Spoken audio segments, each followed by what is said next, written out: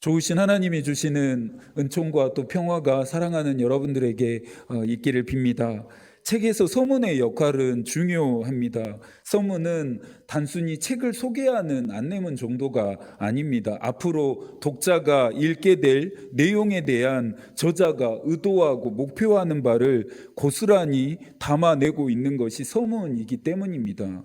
양질의 책인지 아닌지는 이 짧은 서문으로만으로도 판가름됩니다. 1738년 웨슬리는 올더 스케이트 거리에 한 모임에 참석했을 때 누군가가 읽고 있었던 로마서 주석의 서문을 들으면서 그 마음 안에 놀라운 영적인 변화, 곧 회심을 경험했다라고 그의 일기에 기록했습니다. 오늘은 성회 수요일입니다. 제수요일이라고도 부르는데요. 길고 긴 사순절의 이 순례의 여정은 성회 수요일 다음 날부터 시작되어집니다. 사순절의 서문 역할을 하는 것이 바로 성회 수요일이라 할 수 있습니다. 성회 수요일은 어떤 이유에서 제수요일이라 부르게 되었을까요? 먼저는 구약 성서에 나오는 제의 방식, 회개의 방식과 연관이 있습니다. 구약 시대에 자신의 죄를 회개한다라고 하는 의미로 죄를 뿌리거나 뒤집어 쓰고 기도했습니다. 욥기 42장 6절입니다. 그러므로 내가 스스로 거두어드리고 티끌과 제 가운데서 회개하나이다. 또 다니엘 9장 3절의 말씀입니다. 내가 금식하며 베옷을 입고 죄를 덮어쓰고 주 하나님께 기도하며 간구하기를 결심하고, 이처럼 죄는 강력한 참의 회개의 상징이 되었습니다. 다음으로는 제가 가지고 있는 또 하나의 의미는 인간의 존재의 근원을 생각하게 한다는 것입니다. 창세기 3장 19절에서는 너는 흙이니 흙으로 돌아갈 것이니라라고 하나님이 말씀하셨습니다.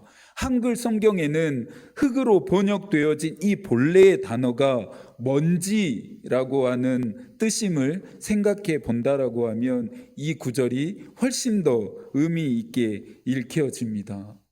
인간들은 뛰어난 이성과 지성으로 하늘 끝에 닿으려고 도전합니다. 하나님처럼 되어 보려고 시도합니다. 결국 인간은 하나님에 의해 창조되어진 유한한 존재라고 하는 사실을 깨달을 수밖에 없습니다.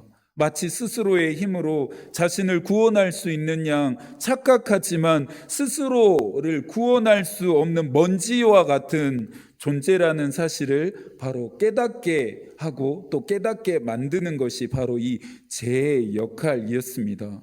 그래서 전통적으로 이 제수요일에는 목회자가 교우들의 이마에 종려나무를 태운 잿가루를 십자가 모양으로 바르면서 너는 흙이니 흙으로 돌아갈 것이니라라고 선언하기도 했습니다. 오늘 아침 기도회 때 예수 그리스도로 말미암아 우리가 받는 은혜에 대해 나누었습니다. 먼지나 흙처럼 아무것도 아닌 저와 여러분을 위해 예수 그리스도께서 생명까지 내어 놓으셨습니다. 저와 여러분의 죄가 사함받게 하기 위함이었습니다. 사순절을 보내면서 저희가 실제적으로 잿가루를 뒤집어 쓰고 회개하고 참회하며 기도할 수는 없더라도 우리는 이 마음을 뒤집어 쓰고 기도할 수 있어야 합니다. 유대인의 속담에 더러워진 살갗을 씻기 위해서는 비누가 필요하고 마음을 씻기 위해서는 눈물이 필요하다라고 하는 말이 있습니다. 사순절은 우리의 몸과 마음이 정결해지는 기간입니다. 죄사함의 은총은 물론 행위나 공로에 의해서 받게 되는 것은 아닙니다. 그러나 몸과 마음을 정결하게 애씀은 그 노력은 우리 안에 있어야 하고 우리가 할 수 있어야 합니다. 초대 교회 때부터 모든 절기들 중에서 유독 사순절을 더 경건하게 지키려고 노력했습니다. 시작되어진 이 사순절 기간을 저희 모두가 경건한 마음으로 잘 지킬 수 있기를 바랍니다. 요한복음 강의 4번째 시간입니다. 지난 3장은 예수와 니고데모가 만난 이야기였죠. 옛 언약과 새 언약의 만남이라고 하는 점에서 그들의 만남이 중요했고, 율법과 예언이 이제 성취되어져 간다라고 하는 중요한 신학적인 의미도 그들의 만남에 내포되어 있음을 우리는 살펴보았습니다. 오늘 4장은 예수와 한 여자가 만난 이야기인데요. 요한은 예수께서 니고데모를 만나신 사건을 통해 우리에게 이야기하고 싶었던 점을 4장에 와서는 니고데모와는 성별도 신분도 생활 환경 등 정반대에 있는 어떤 사람이 예수와 만나게 된 사건을 주목하고 조명하면서 다시 한번 강조하고 있습니다. 다른 시간, 다른 인물, 다른 환경에서의 이 두 만남은 그런 점에서 유연하게 연결되어지며 공통적인 성격을 띠고 있다 할 수 있습니다. 어쩌면 자신의 지위와 신분을 고려해서 니고데모는 예수를 만나기 위해 밤 시간을 선택했는지도 모르겠습니다. 사회적으로나 종교적으로 볼 때 예수와 니고데모는 만나기 불편한 사이였기 때문이죠. 4장에서 이 예수와 여자와의 만남은 종교적으로 금기시하고 있던 내용을 깨뜨리고 있다라고 하는 점에서 오늘 4장의 예수의 행보는 더욱더 파격적일 수밖에 없습니다. 1636년 조선엔 청나라와의 전쟁인 병자호란이 일어났습니다. 당시 임금이었던 인조는 살아남기 위해서 조정의 신하들과 함께 남한 산성으로 피신했습니다. 조선의 운명이 풍전등화처럼 위험하고 불안한 시절이었습니다. 1637년 1월 10일 인조는 남한 산성에서 나와서 한강 나루터 삼전도에서 조선의 침략자들을 향해 3번 절하고 언 땅에 9번 머리를 찍었습니다. 얼어붙은 땅에 머리를 찧어댈 때마다 인조의 이마는 피로 짓이겨졌습니다. 자신들의 임금의 비참한 꼴을 목격하던 신하들과 백성들의 마음에는 피눈물이 흘렀습니다. 이 사건을 역사는 삼전도의 굴욕이라 기록했습니다. 임금의 이와 같은 굴욕은 백성들이 장차 당할 굴욕에 서막에 불과했습니다. 청나라와 맞서 싸워야 한다라고 주장했던 김상헌은 수십만 명의 포로들과 함께 청나라로 끌려갔는데요. 이때 포로의 수가 60만 명이었는데 그 중에 여성이 50만 명이었다고 합니다.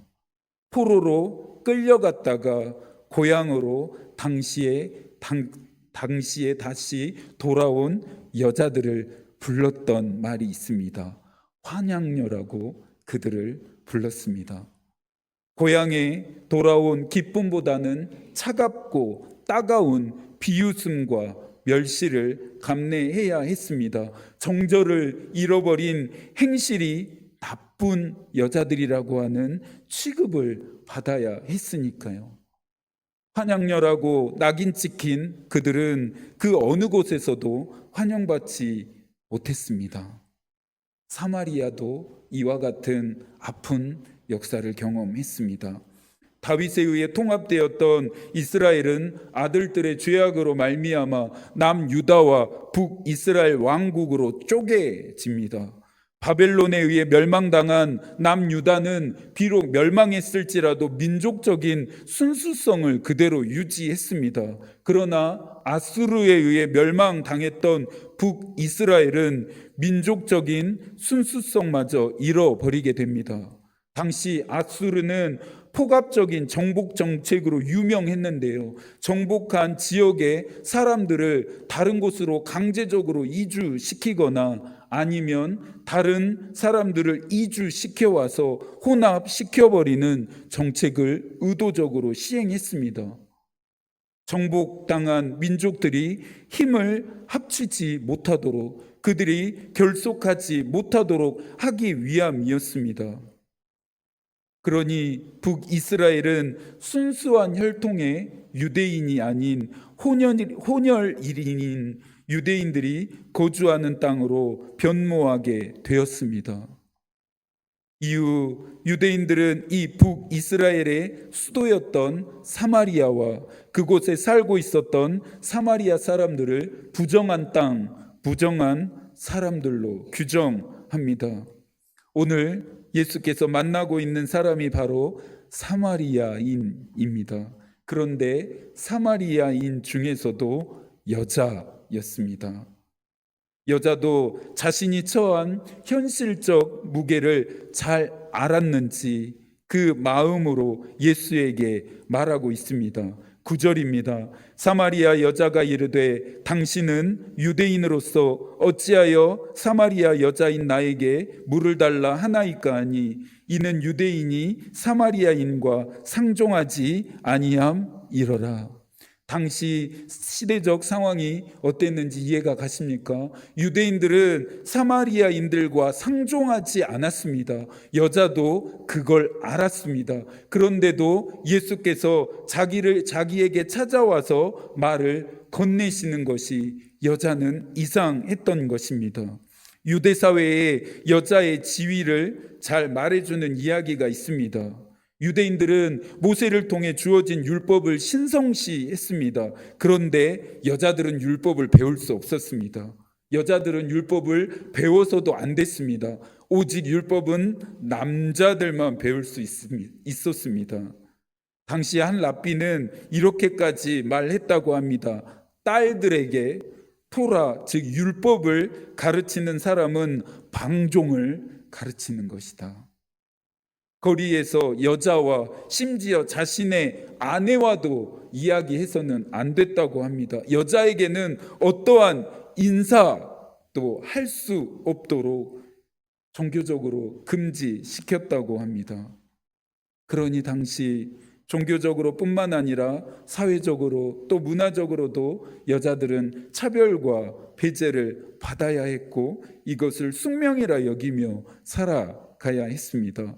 사마리아인인 여자를 만난다는 것은 종교적인 경계를 뛰어넘는 위험한 일이었습니다. 그런데 예수께 이런 종교적인 경계 따위가 중요할 리가 없습니다. 예수께서는 지금 사마리아 여자를 만나러 가신 것이 아니라 진리에 목마른 삶을 살고 있는 당신의 잃어버린 백성을 만나러 가신 것이기 때문입니다.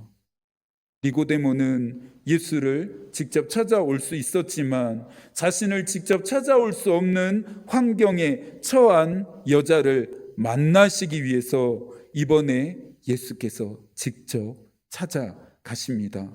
4절입니다. 사마리아를 통과하여야 하겠는지라. 예수께서 사마리아 여자를 찾아가신 이유가 무엇입니까? 진리이신 예수 그리스도를 통해 얻게 되는 영생을 선물하시기 위함입니다. 10절의 말씀을 함께 읽어볼까요?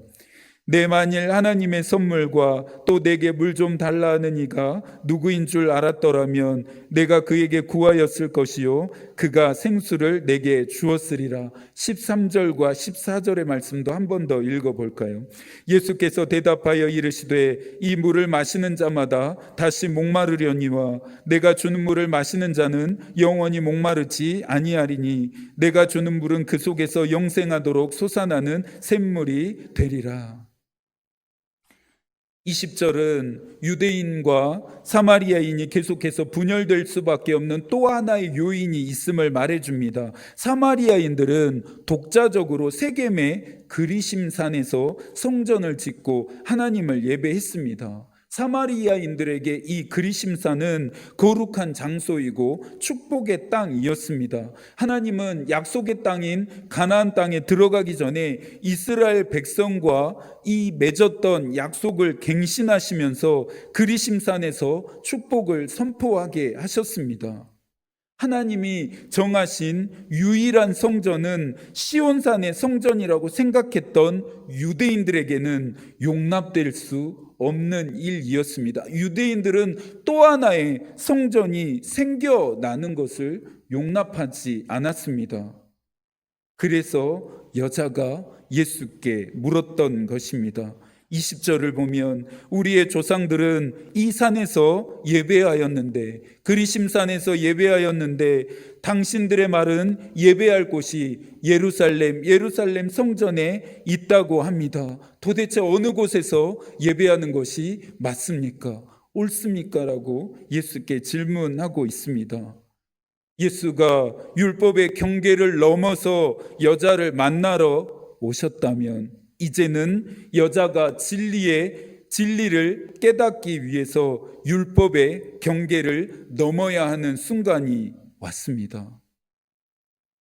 율법이라고 하는 이 물은 영혼의 목마름을 조금은 적실 수는 있지만 완전히 목마름으로부터 해방시켜 줄 수는 없습니다.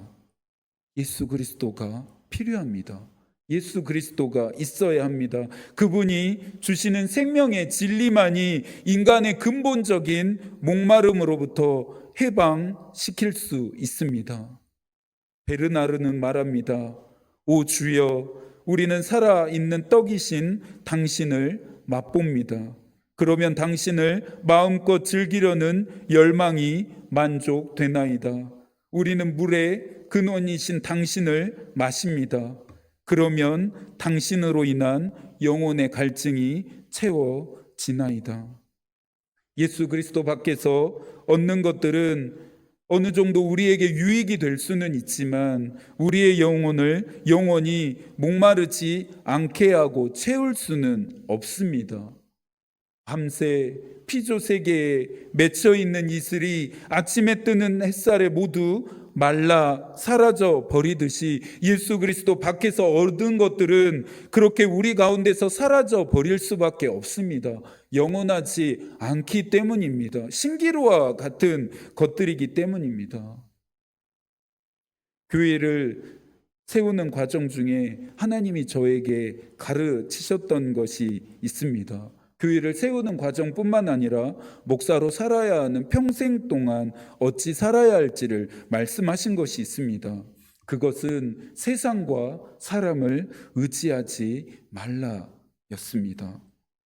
저라고 왜 세상적인 방식을 사용하고 싶지 않겠습니까? 저라고 왜 사람들을 의지하고 사람들에게 도움을 구하고 싶지 않겠습니까? 하지만 하나님 나라의 일이 그렇게 되는 것이 아니라 저에게 말씀하셨습니다. 하나님이 하고 싶으신 일, 하나님이 이루고 싶은 일들은 세상적인 방식, 사람의 힘과 도움으로 되어지는 것이 아님을 저에게 가르치시고 또 저는 그것을 배워야 했습니다. 사랑하는 여러분, 세상과 사람을 의지하면 영원히 목마를 수밖에 없습니다. 이 여자의 삶이 우리에게 그것을 증거해 주고 있습니다. 수많은 남편을 만났지만 근본적인 여자의 목마름은 해결되지 않았습니다. 찰스 스펄전은 사람을 의지하지 말라라고 조언하면서 다음과 같이 말했습니다. 한번 들어보시겠어요? 잠시라도 숨을 멈추면 생명을 잃는 연약한 생명체에게 의존한다는 것은 얼마나 어리석은 일입니까? 여러분은 어째서 인간을 의지합니까?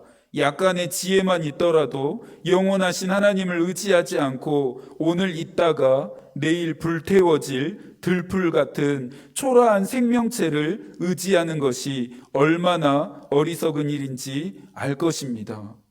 인간에게 의존하느니 차라리 갈대에 기대거나 나방을 타고 다니거나 거품 위에 집을 짓는 편이 나을 것입니다.